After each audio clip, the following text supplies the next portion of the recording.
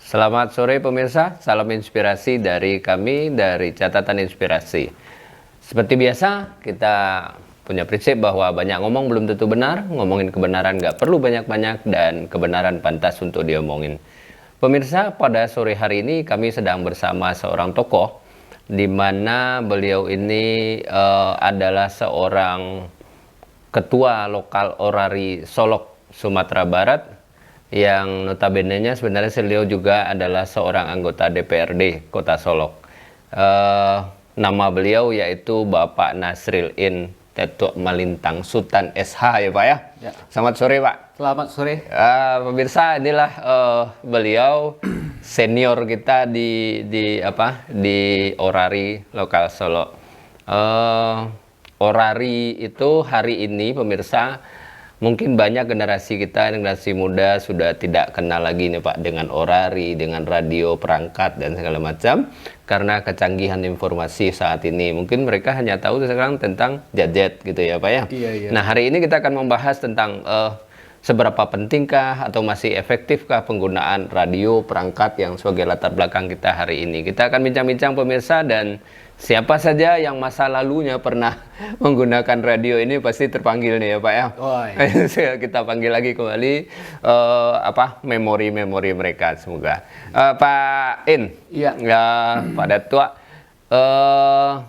sudah berapa lama Pak menjabat sebagai ketua Orari lokal Solo Pak? Iya, saya menjabat menjadi ketua Orari Lokal Solo semenjak tahun 2018. 2018 periode pertama sampai 2020, dan kemudian dipilih, dipercayakan lagi oleh rekan-rekan amatir radio periode 2020 sampai 2023. 2023 berarti 1 tahun lagi nih ya Pak ya? Iya. Oke. Masih eksis berarti Pak ya untuk Kota Solo sendiri di keanggotaannya gitu Pak? Iya, kalau untuk Orari di Kota Solo, dia Orari di lokal Solo ini, dia berada pada 2 daerah, Kota Solo dan Kabupaten. Alhamdulillah, berkat kerjasama rekan-rekan dan kecintaan mereka, rekan-rekan Orari, Orari selama periode saya yang memimpin, insya Allah berkembang dengan baik. Berkembang. Ya, apakah itu dengan keanggotaan, apakah itu dengan kegiatan-kegiatan Orari itu sendiri. Oh, jadi keanggotaan ini nggak bebas berarti Pak ya? Maksudnya? Oh, berarti harus ada izin, harus ada apa, terdata begitu ya Pak ya? Iyalah, harus pakai izin lah. Kalau tidak pakai izin, kita menyalahi aturan. Nah, setiap calon. Oke Pak, sebelum kita lebih lanjut, mungkin pemirsa di rumah ada yang masih belum tahu nih tentang Orari. Sebenarnya Orari itu organisasi apa sebenarnya itu Pak? Iya, Orari ini adalah organisasi amatir radio, ya, yang di dalam berkomunikasi adalah komunikasi 2 arah, dua arah. Jadi asik loh menjadi anggota Orari ini gitu kan. Kita dapat berbicara secara langsung dengan teman-teman sesama amatir radio, dan kemudian Orari ini dipergunakan juga oleh pemerintah ya, untuk bantuan komunikasi. Bantuan komunikasi yang lebih efektif itu penggunanya di waktu terjadinya kebencanaan. Kenapa tuh Pak? Kan sekarang sudah ada alat-alat canggih tuh Pak, seperti handphone, ada alat-alat lain tuh. Kenapa Orari lebih dispesifikkan pada keadaan darurat seperti itu Pak? Iya, kita tahu. Kalau untuk alat komunikasi yang lain seperti handphone, itu sangat terbatas sekali. Contoh, walaupun Orari alat komunikasi Orari ini juga terbatas, jauh dan dekatnya. Dan kemudian kalau untuk handphone, ya, apabila terjadi kebencanaan, itu sering terjadi putus komunikasi. Artinya jaringan itu mati. Sementara kalau perangkat radio yang dipergunakan oleh Orari itu sama sekali tidak terputus.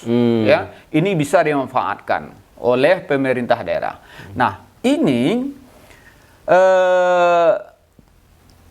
dipergunakan oleh pemerintah setiap kali terjadi kebencanaan besar-besaran. Contohnya kebencanaan kita pada tahun 2009. Itu ya. dulu Orari yang handle semuanya dengan organisasi lain yaitu ada Rapi gitu.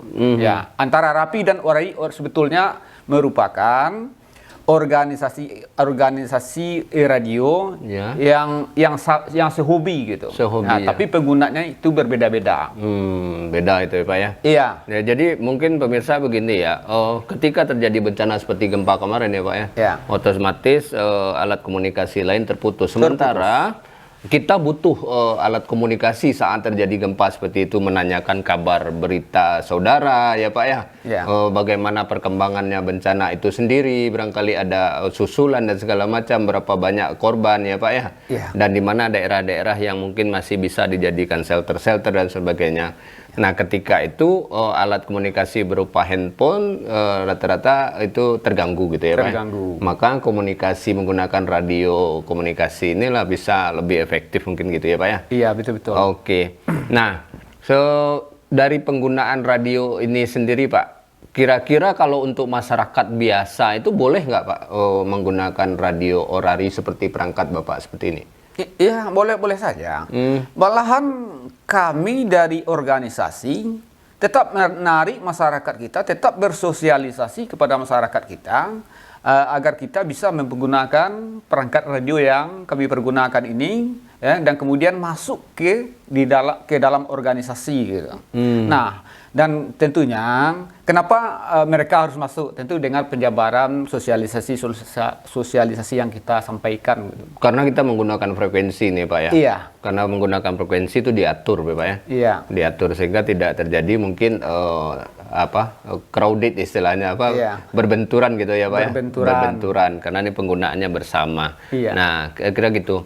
Nah, tahun berapa nih Pak mulainya Bapak bermain radio nih? Sebetulnya saya mulai tahun 1985. 80. Saya sudah ingin masuk gitu. Saya sudah menjajaki. Nah, kebetulan waktu itu ketua yang waktu itu belum mengizinkan, belum mengizinkan sehingga saya upaya terus sehingga saya masuk pada tahun 1993.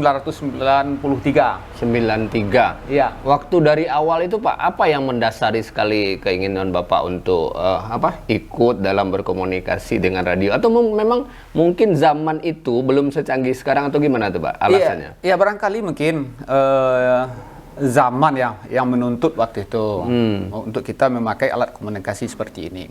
Nah, waktu itu kenapa saya sangat tertarik gitu? Yeah. Saya pernah melihat, saya mendengar seorang abri waktu itu ya, di lapangan. Saya lupa apa acaranya dulu. Beliau memakaikan radio itu. Gitu. Iya. Asik saya dengar gitu. Enak saya dengar gitu. Makanya saya tertarik untuk itu. Oh iya. Kayak sekarang kan setiap anak gitu ya Pak ya, seusia-usia muda biasanya kan jiwa heroiknya keluar tuh ya Pak ya. Iya. Nah, ketika melihat ada komunikasi ganti gitu ya, di mana ada acara ganti gitu ya Pak ya. Iya. Barangkali itu lebih menarik waktu itu sehingga mendasari Bapak untuk ikut bergabung gitu Pak ya. Iya. Nah, kalau sekarang Pak, kira-kira peminatan radio ini Pak, radio amatir ini dari generasi muda itu masih menarik nggak Pak? Saya lihat untuk perkembangan, terutama di Kota Solo ya, dan secara umum saya lihat grafiknya peningkatan anggota Orari ini seluruh Indonesia itu cukup tinggi naiknya. Di usia berapa rata-rata Pak? Itu tidak terbatas, malahan udah tua, masuk lagi. Masuk lagi. Ya, kalau untuk di Kota Solo, memang di lokal Solo ini daerah-daerah kecil. Waktu saya masuk menjadi anggota Orari, jumlah anggota Orari itu di lokal Solo ini sangat kecil gitu. Namun alhamdulillah sampai saat ini sudah berkembang melebihi dari 130-an lah. 30-an anggota kami yang aktif sekarang. Yang terdaftar gitu ya Pak ya, yang memiliki izin. Yang memiliki izin. Sekarang ngurus izinnya tuh Pak. Kan umpamanya seperti saya nih mau bergabung, apakah saya beli perangkat dulu atau saya harus mendaftar dulu atau ujian dulu? Ada ujian ini Pak ya? Iya, jadi setiap masyarakat yang ingin bergabung masuk Orari itu memang ya diatur oleh peraturan pemerintah ya. Kita harus ujian dulu. Ya, kita harus ujian dulu dan kemudian setelah kita lulus ujian baru kita beli perangkat. Nah, sebelum itu tuh mereka yang ingin masuk Orari, mereka bisa berlatih komunikasi di tempat-tempat rekan-rekan amatir radio yang telah memiliki izin dan dibimbing di situ. Dibimbing. Ya, dibimbing kemudian baru mereka ujian, setelah lulus baru mereka bisa mendirikan perangkat sendiri. Baru boleh. Nah, kalau ada tingkatan nggak tuh Pak? Di tingkatan di kelas-kelasnya gitu Pak? Iya. Ada Pak ya? Kalau di Orari memang ya ada tingkatan memang agak berbeda dengan organisasi radio antar penduduk Indonesia. Ya. Kalau Orari skopnya internasional. Internasional. Ya, bisa keluar negeri segala macam. Bisa keluar negeri juga. Iya. Ya? Nah, itu makanya setiap anggota. Iya, kalau untuk tingkatan yang ada di Orari itu ada 3 tingkatan. Yang pertama siaga, kemudian pengalang, dan seterusnya penegak. Penegak. Nah di masing-masing tingkatan itu tuh pemakaian radio itu wattnya jauh berbeda-beda. Dibatasi gitu, Pak ya? Dibatasi dan jangkauan komunikasinya pun juga berbeda-beda. Nah, kalau tadi yang sampai ke luar negeri itu ke Eropa, ke Amerika gitu, yang boleh itu Yankee Charlie-nya atau boleh di Yankee Delta-nya, Pak? Boleh, dia boleh semua gitu. Mulai dari Yankee Delta, Yankee Charlie, dan Yankee Bravo boleh. Cuman frekuensinya yang dibatasi. Oh, frekuensinya Ya, dibatasi. frekuensi yang dibatasi oleh undang-undang gitu. Undang-undang nih yang membatasi ya, Pak ya. Ya. Nah, itu kaitannya dengan undang-undang nih, Pak. Hari ini kan seperti ada perusahaan, ada orang syuting video atau kayak ya Pemda lah seperti itu ya Pak ya, seperti anggota pemadam kebakaran kan, ambulans gitu kan, mereka semua pakai radio tuh Pak. Iya. Itu gimana? Jadi berkaitan dengan perangkat radio yang dipakai oleh siapapun, setiap orang. Yang dibunyikan di dalam aturan itu setiap orang. Setiap orang. Apakah itu masyarakat umum, apakah itu pemerintah harus memiliki izin. Harus memiliki dan izin. kemudian mekanismenya yang berbeda-beda, permilikan izinnya yang berbeda-beda. Kalau seperti perusahaan mungkin penanggung jawab gitu ya Pak? Iya, kalau perusahaan tidak. Kalau perusahaan tidak boleh memakai perangkat radio tanpa izin. Izinnya sama dengan yang lain. Karena perangkat radio ini tidak boleh dipakai untuk komersial. Gitu. Harusnya perusahaan-perusahaan tidak boleh memakai perangkat radio ini. Dia tidak boleh untuk komersil. Sementara perusahaan kan komersil. Komersil. Nah, kalau pemerintah daerah, dia itu secara umum. Secara umum izinnya itu khusus, ya, diberikan oleh Kominfo kepada pemerintah daerah. Nah, keberadaan kita nih Pak, keberadaan Orari sebagai lembaga yang memiliki perangkat, yang tahu tentang penggunaan, jangkauan, dan teknis ya Pak ya, dari Orari. Nah itu hak apa yang ada terhadap pemakai-pemakai seperti itu? Apakah kemudian bolehkah Orari seperti mengambil, menyita gitu, atau memberhentikan atau gimana, itu boleh nggak Pak? Oh enggak. Enggak ya? Kalau organisasi tidak boleh menyita. Tapi kalau memberhentikan anggota boleh. Boleh. Nah, ya. Cuman yang memberhentikan organisasi induk. Yang memberhentikan artinya di pusat gitu. Karena terjadi pelanggaran. Karena terjadi pelanggaran. Dan itu berlakunya hanya untuk anggota ya Pak ya? Iya, untuk anggota. Nah, kalau dari sifatnya pelanggaran undang-undang, pelanggaran penggunaan frekuensi dan segala macam itu kira-kira wewenangnya siapa Pak? Itu kewenangannya Kominfo. Oh, Kominfo justru. Kominfo yang turun ke lapangan dengan perangkat beliau dengan melibatkan APH lain. Gitu. Kayak ada dari kepolisian gitu ya Pak ya? Nah, saya pernah dengar tuh orang yang nggak punya izin ya Pak ya, terus main radio, terus mengganggu, mungkin bicaranya tidak sopan dan lain segala macam. Itu boleh boleh disita, boleh ditegur oleh organisasinya, langsung dapat teguran itu. Dapat teguran, tapi untuk penyitaan itu oleh Balai Monitor Kominfo ya Pak ya? Iya. Dari Kominfo. Dari Kominfo itu. Nah itu tadi pemirsa bahwa penggunaan radio, frekuensi dan segala macam diatur dalam undang-undangnya Pak. Jadi tidak bisa semena-mena gitu kan. Nah untuk meningkatkan minat nih Pak, supaya, nah kan kita tahu nih orang kan nggak kenal, nggak tahu gunanya atau segala macam, makanya hari ini mereka belum begitu berminat ya Pak ya dalam pemilikan perangkat radio dalam penggunaan maupun belajar cara berkomunikasi. Nah, apa upaya dari organisasi Orari ini Pak untuk mensosialisasikan pentingnya keberadaan alat-alat seperti ini Pak? Oke. Jadi kalau untuk sosialisasi penggunaan perangkat radio atau organisasi Orari itu sendiri, kita sering melakukan kegiatan-kegiatan pelatihan, yang pelatihan apakah itu dengan pemerintah daerah, apakah itu dengan masyarakat, yang terutama pemuka-pemuka masyarakat, misalnya RT dan RW gitu. Nah, setelah mereka itu diberikan pelatihan, ada peningkatan, ada penambahan jumlah daripada anggota itu sendiri gitu. Nah, dan kemudian untuk pemerintah daerah pun demikian juga, yang biasanya tidak mau mengurus izin sekarang dia telah memakai izin. Nah, dan kemudian di samping usaha-usaha kita lain membuat pamflet dan segala macam gitu. Kayak demonstrasi gitu ada Pak? Ada ya. Ya.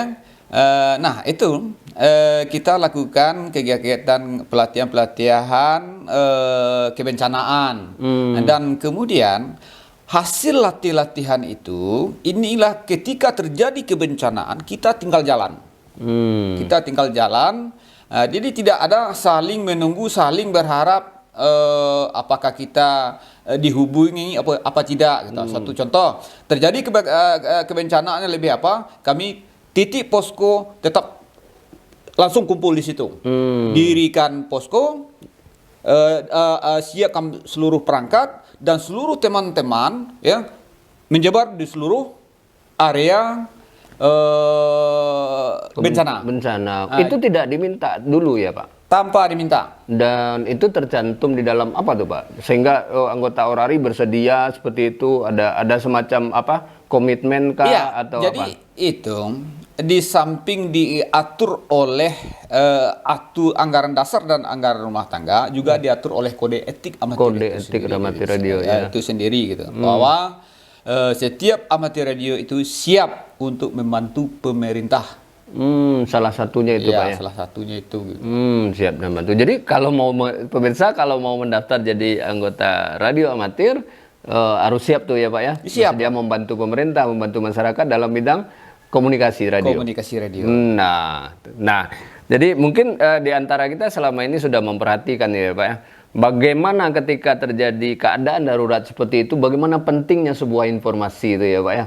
Dan anggota dari komunikasi radio amatir ini selalu berada di tempat yang dibutuhkan, kira-kira seperti itu ya Pak. Iya, betul. Kalau untuk di Kota Solok sendiri Pak, peran apa saja yang pernah dilakukan oleh radio amatir Solok ini Pak? Iya, untuk di Solok ya, kota dan kabupaten sesuai dengan wilayah kerja dari Orari Lokal Solok ya, itu banyak dulu kejadian-kejadian atau apakah itu gempa, apakah itu banjir ya. Kami selalu tampil di situ gitu, ya. Seperti yang kami bicarakan tadi ya, anggota amatir radio dia selalu siap untuk bekerja apabila dibutuhkan oleh pemerintah daerah. Termasuk dalam keadaan darurat gitu Pak? Iya, termasuk dalam keadaan darurat. Kalau gitu punya pemegang kerahasiaan dong Pak?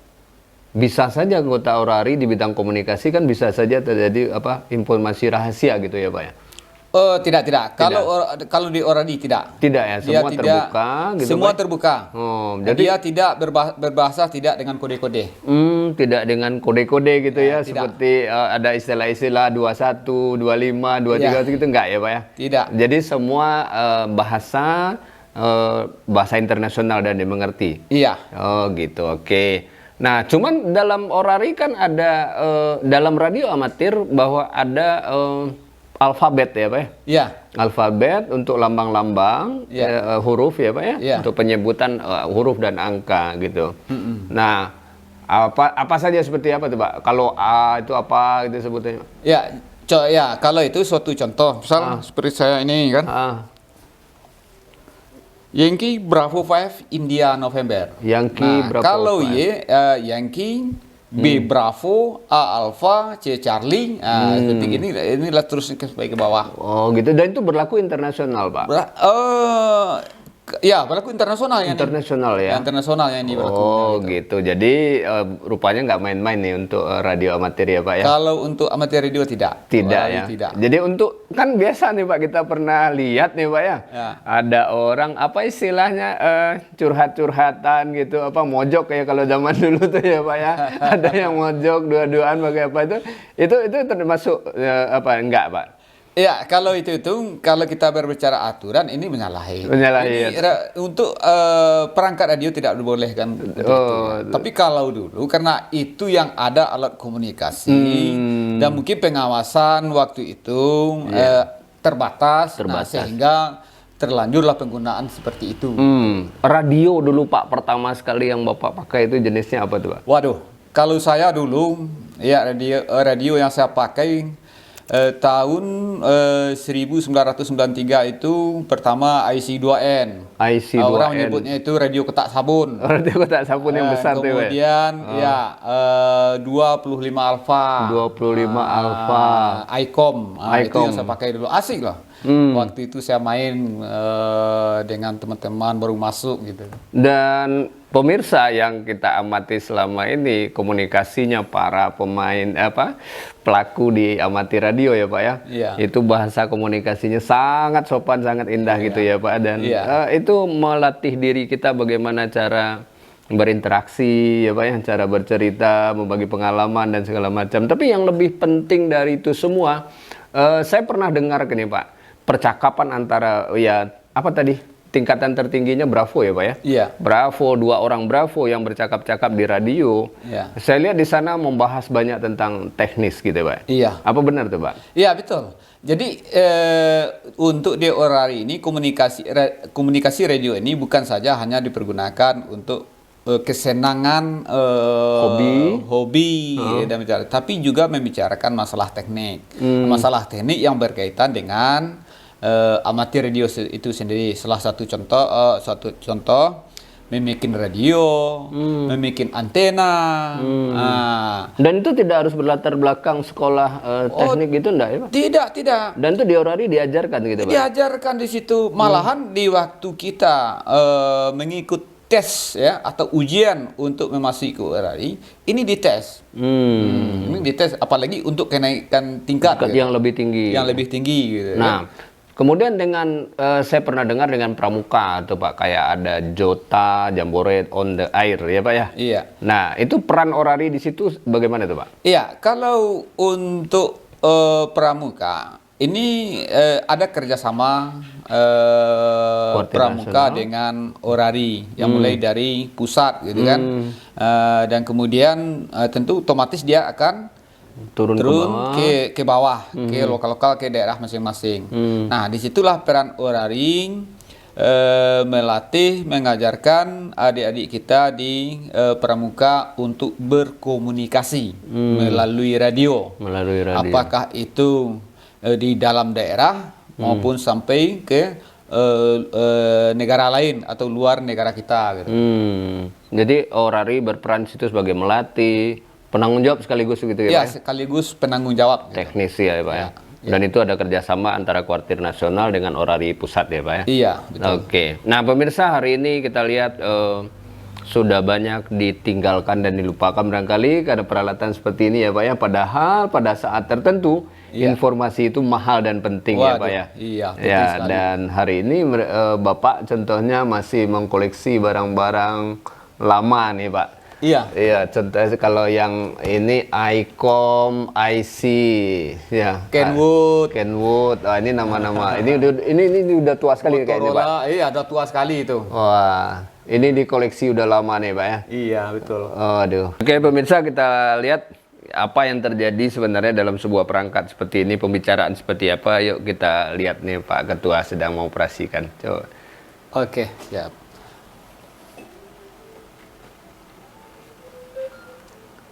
Ya, ini kebetulan tidak ada orang. Ada. Sebentar. Nah, ya, sebentar. Ini.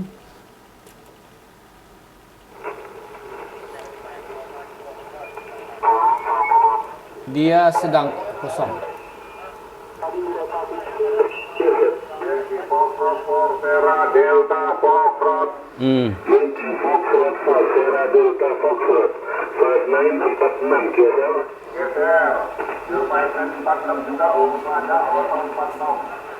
Nah, itu komunikasi apa tuh Pak? Ya, ini adalah komunikasi dalam rangka spesial call. Spesial call yaitu merupakan sebuah acara, merupakan seperti game gitu. Seperti game dan mengumpulkan komunikasi sambungan komunikasi yang terbanyak. Gitu. Jadi ini terus rutin dilakukan setiap ada hari-hari besar di daerah masing-masing gitu. Dia akan melakukan ini, dia akan mengumpulkan poin ini. Oh gitu. Jadi yang terbanyak mengambil absen, check in gitu Pak ya? Iya, Nah, itu jadi pemenangnya kira-kira gitu. Iya. Oh gitu. Nah apa bedanya nih Pak sama ini nih Pak? Ya, kalau ini jangkauannya jauh nih. Ini bisa antar negara. Antar negara. Ini radio HF ya.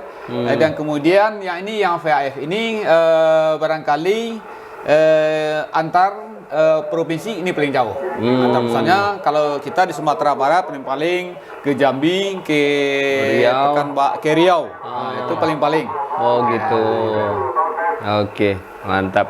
Jadi ini kita bisa komunikasi dua arah gitu ya Pak ya? Iya. Beda dengan radio yang kita dengar berita, radio FM gitu beda ya Pak ya? Oh beda lah. Kalau FM dia apalah namanya tuh? Satu arah ya Pak ya? Satu arah dia. Kita hanya bisa dengar. Iya. Tapi kalau sekarang kita bisa.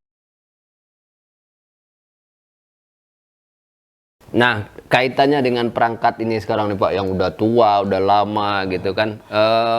Perkembangan orari ini sejak dulu pertama berkali di Indonesia itu bagaimana perkembangannya sampai hari ini nih Pak? Iya, jadi untuk orari ini berkembang kan dulunya semenjak perangkat radio ini dulu digunakan oleh pemerintah yaitu ABRI dalam melakukan komunikasi ya di waktu zaman peperangan.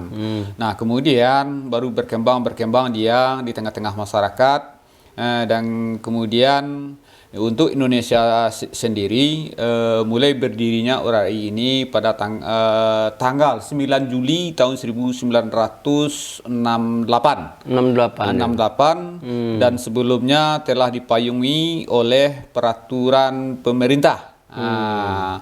Peraturan pemerintah waktu itu sehingga dia berkembanglah sampai sekarang.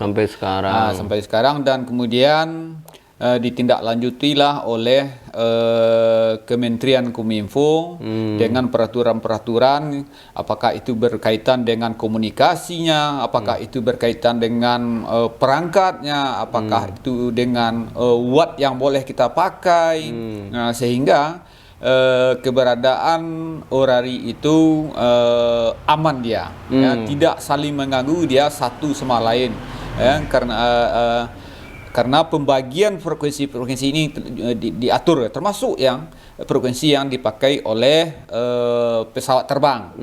Ini dia tidak akan terganggu gitu. Oh gitu. Jadi kalau kita taruhlah kita acak-acakan gitu mencari frekuensi sendiri, mendengarkan atau apa percakapan orang lain, berarti bisa mengganggu penerbangan juga nih Pak? Bisa. Oh gitu. Tapi setiap amatir dia tidak akan mau masuk di situ karena dia telah dilatih ya untuk aturan-aturan yang berkaitan dengan diri dia sendiri. Berarti sudah mematuhi dan setuju dengan anggaran dasarnya berarti seperti itu ya Pak ya? Ya. Oke Pak, terima kasih banyak nih kita sudah bincang-bincang tentang radio amatir, mulai dari zamannya ya Pak ya? Iya. Cerita-cerita lama. Nah pemirsa barangkali di luar sana atau pemirsa banyak yang punya pengalaman, punya cerita-cerita indah tentang penggunaan radio di tahun-tahun tadi tahun 78, tahun berapa? 76 awalnya disahkannya, dibolehkannya masyarakat menggunakan ini? 1968. 68 ya Pak ya. Nah, semenjak itu barangkali pasti kita banyak cerita tentang penggunaan radio ini ya Pak ya. Nah, karena dia dimulai dengan hobi. Saya lihat Bapak ini juga karena hobinya, antenanya sampai wah tinggi sekali pemirsa. Nah, pemirsa, itu tadi bincang-bincang kita. Semoga menambah inspirasi buat kita semua bahwa belum tentu barang-barang seperti ini ketinggalan zaman ya Pak ya. Iya. Tapi pada suatu waktu dia lebih dipentingkan daripada alat-alat canggih. Iya. Semoga memberi inspirasi buat kita semua dan kita menambah wawasan kita tentang pembicaraan kita pada hari ini bersama Ketua Orari Lokal Solo. Terima kasih pemirsa, selamat sore. Assalamualaikum warahmatullahi wabarakatuh. Selamat sore.